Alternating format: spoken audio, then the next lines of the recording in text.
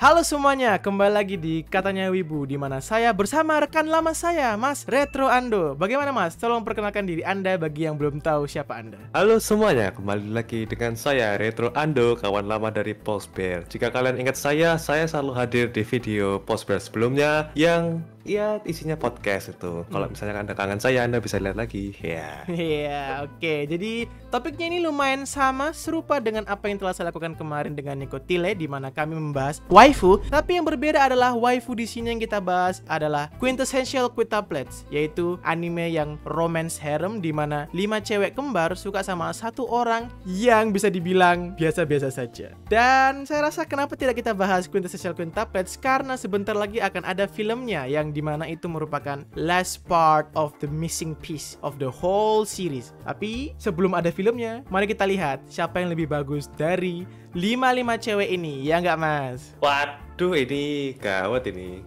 Jangan-jangan kita preferensinya berbeda ini. Wah, saya dengan Mas itu. Postbear ini. Nah, sekarang kita langsung konfrontasi. saja. Benar, langsung saja sekarang. Apa Oke. yang pertama? Yang pertama kita bisa lihat seperti di layar, sebenarnya agak ketutupan sama gambarnya Masnya, but you get the idea penonton. Ichika, siapa yang nggak tahu Ichika? Nomor 1 dari 5 ekor wanita. That sounded rude. Berani ya. Oke, Ichika. Bagaimana Mas? Menurutnya Mas tentang Ichika Nakano? Oke. First impression, dia itu kalau aku lihat ya paling netral gitu loh, tidak menunjukkan nanti akan dijelaskan dengan karakter waifu lainnya. Tapi kalau aku lihat tuh dia agak lebih dewasa dikit dibandingkan yang lain. Mungkin karena pekerjaannya ya. Bisa jadi. Dia kalau nggak salah kerja di suatu tempat gitu kan, dan aku sendiri ngeliatnya ya cantik sih kan, cewek gitu ya bang, dan hot juga. Tetapi secara karakter aku ngeri dia ya karena dia udah dari awal biasa dan dia itu tidak seagresif karakter lainnya, tapi juga nggak begitu Oke. si Uesugi gitu. Aku ngerasa dia itu di B-tier gitu. Halo, sedikit interupsi.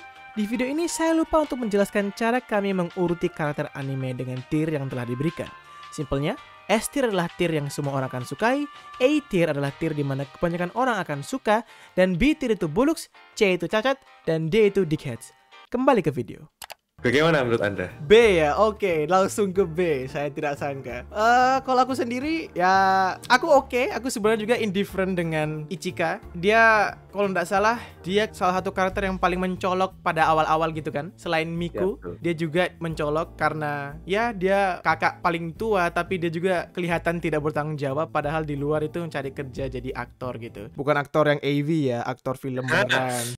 Nah, apa ya? Onesan type sih sebenarnya ya, lebih ke onesan type ya. Itu. Dan aku sebenarnya nggak terlalu suka yang onesan type karena preferensi saya itu lebih ke Astolfo, itu bukan onesan. Jadi kalau untuk saya itu kurang gitu. Dan juga ya itu tadi sebagai karakter dari ceritanya ini sendiri tuh tidak se-ekstrim yang lainnya itu. Walaupun dia bukan orang yang satu-satunya yang tidak ekstrim gitu loh. Beberapa cewek di cerita ini juga tidak ekstrim kan, cuma hanya flashed out I guess. Karena Ichika setelah dia selesai arc-nya itu agak ya udah gitu aja gitu loh, nggak ada. Dia udah jadi benar-benar side character gitu.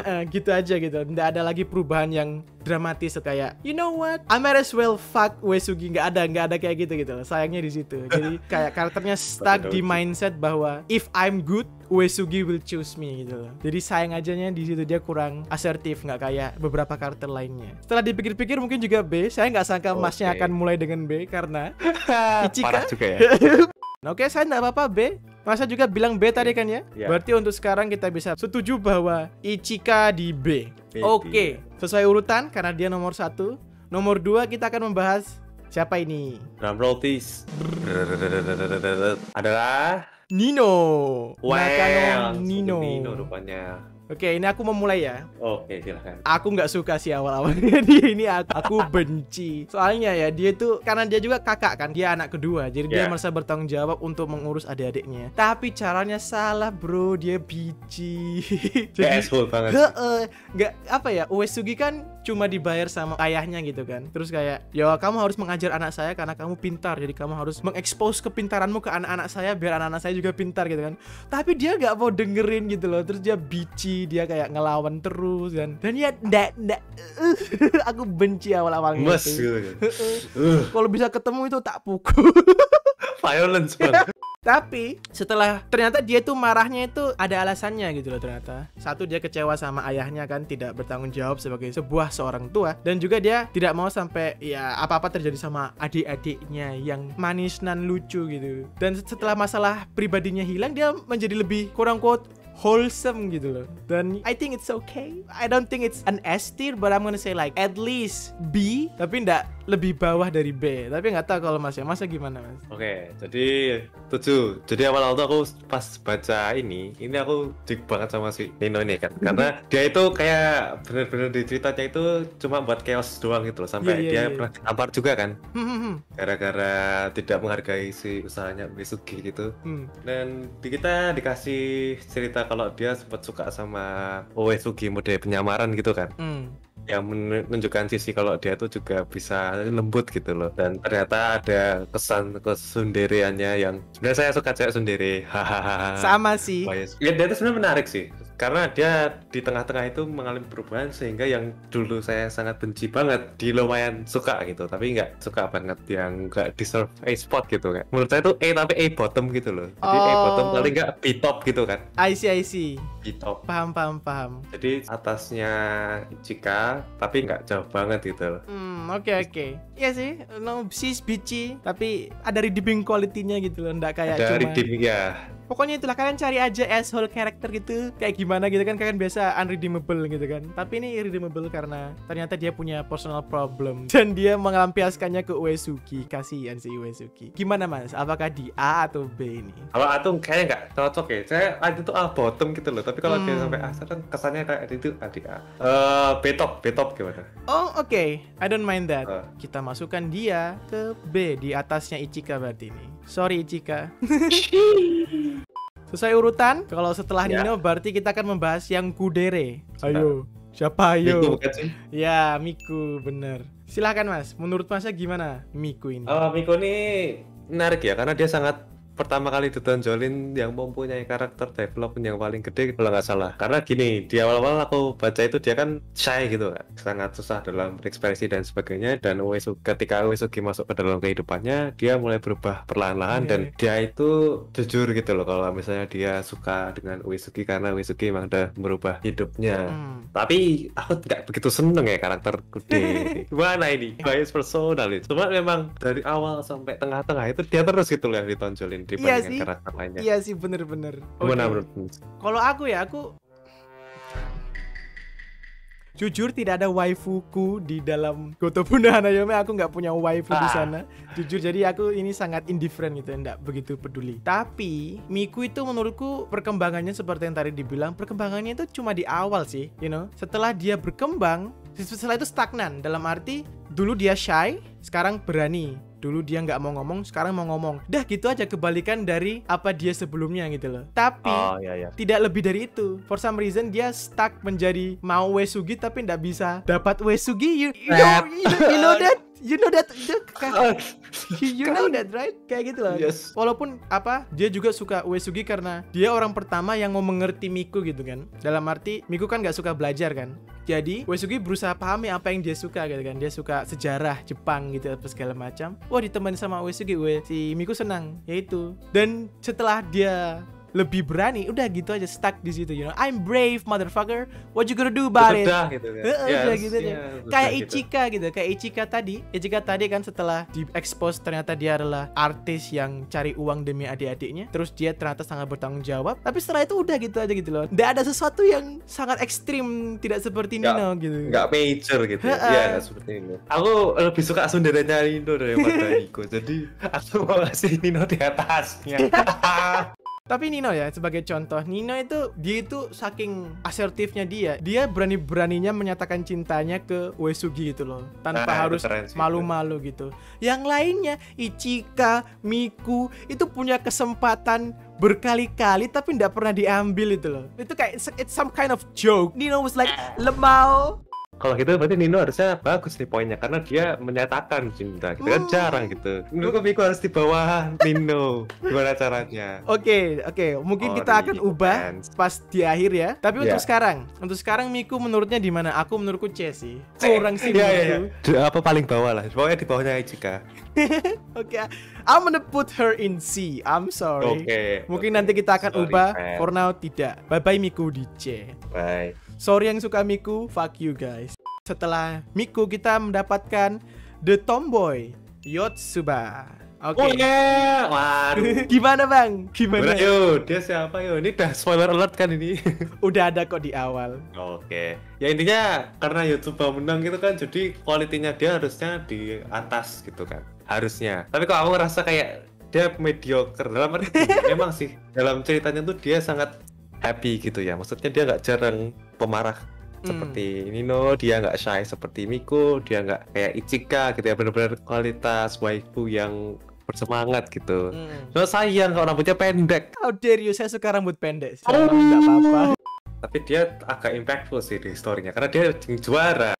Menurutku I think she's okay. Dia lebih seringnya daripada jadi kayak important character, dia lebih kayak ke plot device gitu loh. Kemarin kalau nggak salah ada masalah di mana dia harusnya belajar untuk ulangan atau gimana gitu kan. Tapi dia udah janji sama klub lari kalau nggak salah untuk jadi pelari lombanya. Terus kayak jadi masalah besar gitu dan segala macam. Oh iya. Ingat kan? Iya. Terus Nino harus turun tangan. Literally Nino potong rambutnya. Terus being a bitch.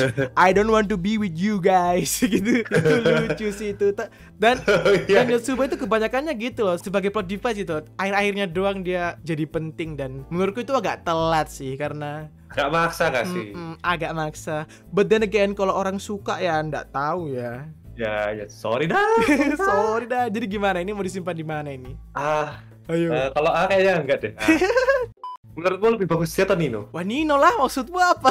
Iyalah sih. Soalnya Yotsuba tuh aneh. Dia itu tiba-tiba dia tuh saking cheerfulnya kan kayak wah ini nggak perlu karakter development kayak yang lainnya gitu karena dia nggak benar-benar dia nggak bermasalah. Sih. Ya udah kayak aku tuh kayak berdoa amat gitu kan. Itu aja langsung kita kasih ke Bitir. Oke, di B ya. Kok baik semua jadinya. Kan nanti kita mau ubahkan. Tapi untuk sekarang kita bisa memasukkan Yotsuba di B. Last but not least, Itsuki, anak terakhir si bungsu yang pertama kali ngomong sama Uesugi. Ini gimana ini? Itsuki ya? Wah, saya suka Itsuki. Anjay. Salah. Dong. Terutama bahasa basi. Anjay. Gini. Gimana? Saya suka. Saya suka karena dia supportive banget sama si Uesugi. Beda sama Yotsuba ya. Kalau Yotsuba kan agak force, tapi kalau si Itsuki ini kita lihat perlahan-lahan tuh kalau misalnya dia setiap Uesugi di kena masalah, dia tuh nge-support dia gitu loh. Salah satu contoh yang paling besar yang aku sebutin tadi itu karena dia benar-benar dampingi Uesugi banget loh. Bahkan aku ngira Itsuki dia nggak akan menang. Kayak contohnya pas di Uesugi ditambah si Nino, dia tuh supportive banget loh. Jadi figurnya itu jadi menurutku tuh masih Itsuki-nya dibandingkan yang lain. Gimana menurut Anda? Kalau aku ya, yang pertama kalau masalah menang, aku pertama pikirnya Miku. Karena you know biasanya Kudere itu diam-diam jago gitu kan. Jadi biasa dia yang menang gitu. Karena kalau kamu lihat di antara mereka berlima pas awal-awal itu yang paling agresif itu Miku, walaupun tidak ada progres gitu kan. Jadi aku pikir yang bakalan menang itu Miku. Kembali ke Itsuki. Kalau Itsuki menurutku iya sih, dari mereka berlima gitu lah. Itsuki itu sebagai perantara kita ke Uesugi gitu loh. Terus juga selain itu dia juga sebagai perantara kita ke Nakano family gitu. Karena dia yang paling sering ada di sana sampai dia yang pertama kali tahu kalau keluarganya Uesugi itu miskin kan. Dia yang paling baik karena dia juga ramah gitu loh di antara mereka berlima. Walaupun actually dia nggak pernah annoying deh seingatku. Kalaupun annoying itu jarang kan. Jadi kayak antara mereka berlima sebenarnya ini subjektif, ini opini, jangan marah. Mungkin Itsuki yang paling waifuable gitu loh. Di antara mereka berlima. Menang harusnya Bu Yotsuba. Ya itu, terus ya itu menarik Itsuki yang paling baik dari semuanya. Walaupun Ichika juga baik ya. Apa ya, dia tidak sesering itu muncul daripada Itsuki gitu. Mulai sering muncul itu ketika mereka pindah ke samping kos-kosannya Uesugi gitu. Kayak gitu. Jadi mau disimpan di mana nih Itsuki ini? Ini kayaknya sangat subjektif ini di A ya. Kalau kamu di A, Oke, Itsuki kita masukkan di A. Oke, sekarang Nino. Tadi ini kita mau simpan di A atau enggak? Aku suka sunderenya, tapi kayaknya Gimana? tuh bottom A gitu loh. Kayak kamu tau gak sih marginnya gitu kayak tipis banget, tapi nggak A juga. Apakah mau dibikin tempat baru Sunino? Jangan. Kita Oke. serah dia mau di A, tapi yang penting dia lebih tinggi daripada yang lainnya gitu. Oke, kita simpan aja di A ya kalau gitu. Di belakangnya Oh, Itsuki iya. tapi. Oke. Ya, Kenapa ndak ada D ini? Bisa dijelasin nggak, Mas? karena ya semua ada progres sih. Nggak, kalau dia itu kayaknya parah banget gitu kan sebagai karakter, kayak dia nggak ada, dia cuma bener-bener side character mungkin. Ya mungkin sisa cast-nya anggap aja. Karena mereka nggak ada relevansi. Ya, Mungkin gitu. begitu. Oke, itu saja mungkin yang dapat kita berikan kali ini. Jadi ini list kita di A, B, dan C. Let's go. Dapat dilihat sendiri.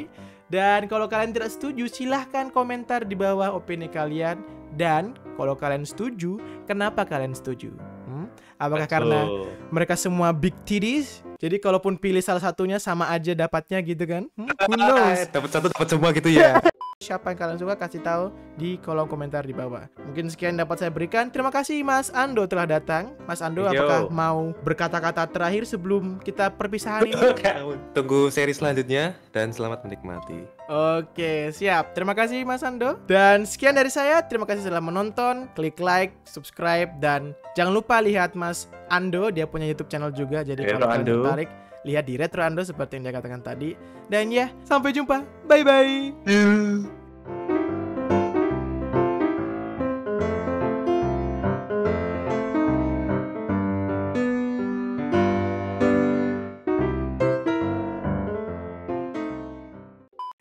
Kerekam gak ini? Set.